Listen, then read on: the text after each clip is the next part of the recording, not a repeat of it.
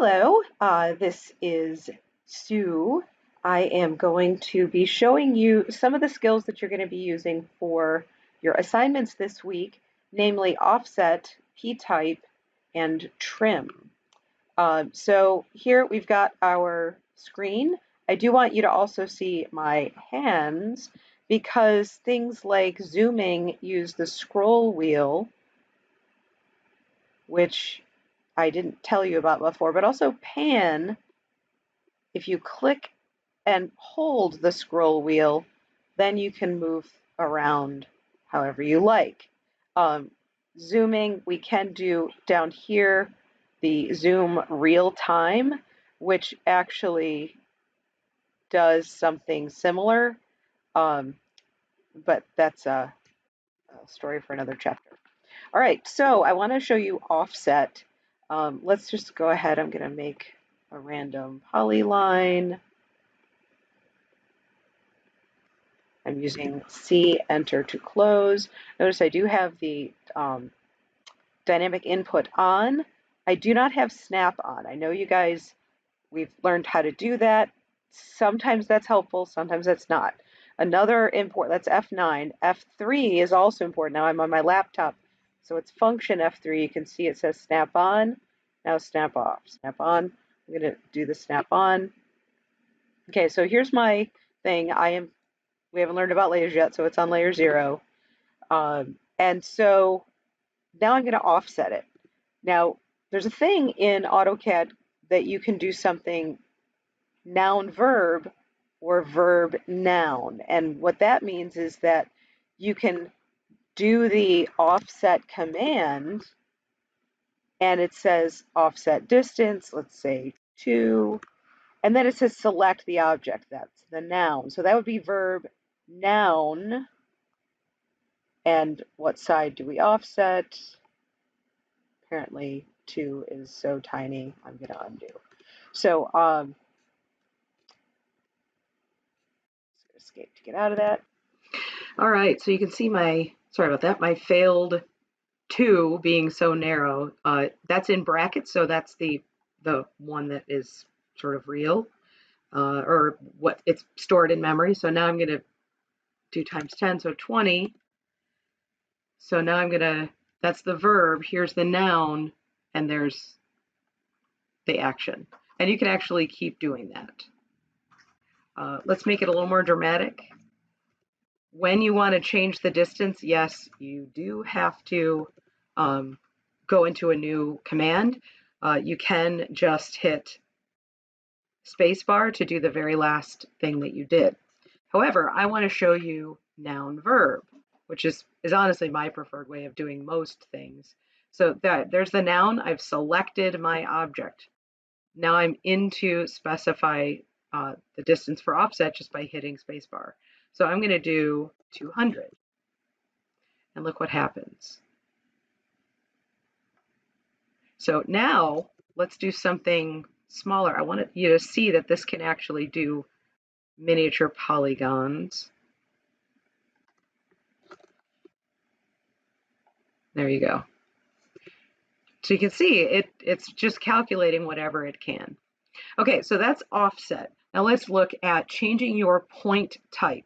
There are a couple of different commands for this. You can do DDP type, or you can just do P type as a command. And it comes up with this, the point style. So right now it's this dot that really you can never see. So we want it to look like the book. The book looks like this. It's a box and a circle and a cross.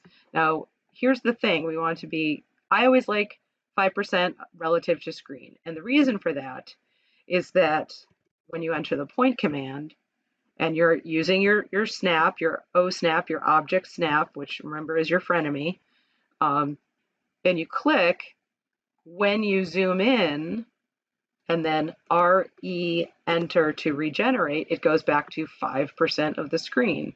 And when you zoom out and regenerate, it pops up. So you don't have to worry about like sizing and being able to see it and stuff like that. Now, you are going to need to put on multiple points for your homework. So what that means is you're going to need to use the ribbon. Now, it's very unusual that I use the ribbon, but this is the one case where you really need to, and I use it so rarely. Oh, there it is. They changed the icon in this edition. That's very nice. It's very, very helpful. So this allows you to create multiple points. It still says down at the bottom, specify a point, but it doesn't go away. So you can just keep specifying points until your little heart gets sick of it.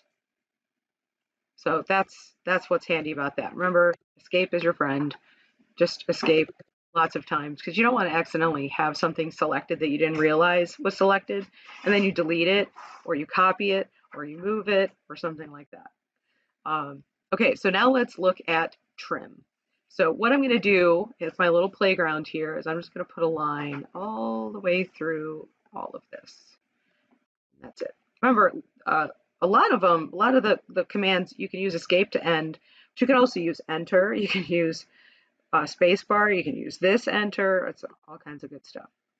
The easiest way to do trim is to just select everything. Now, there's a bunch of ways you can select everything. You can Control A, or you can use your mouse. If you do a blue selection window, you can see that not everything is lighting up, and that's because blue selection windows only select things that are entirely within them. So I'm going to escape to deselect. However, the green crossing window from right to left selects everything that it touches. And that's what's very handy for trimming and extending. So with trim, which is up here on the board, the ribbon, they have changed the icon just a little bit. It's actually much better. Again, we're doing noun verb. So we're selecting everything. And pardon me, that's my phone. Let's stop there. Okay, so we're doing noun verb because then it's a little more precise. Now I'm going to enter the trim command. I, of course, use the keyboard. And you can see the little white selection cursor. Remember, there's 4 different kinds of cursors. You are tested on that. And wherever you go over something that can be trimmed, it will make a red X. So I'm just going to have some fun. And you can even trim in between things that you already trimmed. So it's actually pretty cool. Notice these were polylines. It's only trimming the line segment that is intersecting with the cutting edge. And so remember, you have to select the cutting edge first. But if you select everything, everything is the cutting edge. That's what's great about it. Same thing with extending. It just makes it so much easier. All right, so I'm done. There I am. So there's trim, offset, and point type. Let me regenerate that so that all the points look the same. So if you have any questions about those, please hit me up during office hours. Remember, the Remind app is going to be much, much faster since I took my Outlook app off my phone. So I'm really only checking my email maybe 3 or 4 times a week, predominantly on Tuesdays and Thursdays when I'm in office hours. So come visit me or call me or something like that. We can always Skype. We can always do stuff like this. All right. Thanks very much. Good luck.